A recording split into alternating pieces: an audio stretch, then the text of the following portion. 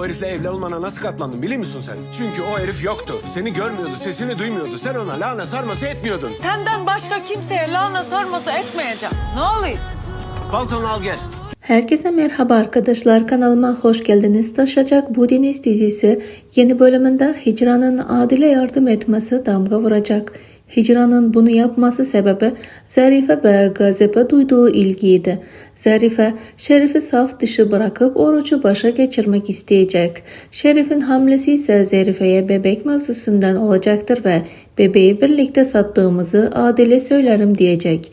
Ayrıca 13. bölümde düğün olacak ve bu düğün Gazip ve Hicran'ın düğünü olacağını düşünüyorum. Elena'nın ise tekrar Yunanistan'a gitmeme mevzusu olacak ve bu Melina ve Şerif'in planıyla gündeme gelecek. Şerif, Elena'yı Yunanistan'a gitmezsen Adil'i öldürürüm diyerek tehdit edecek.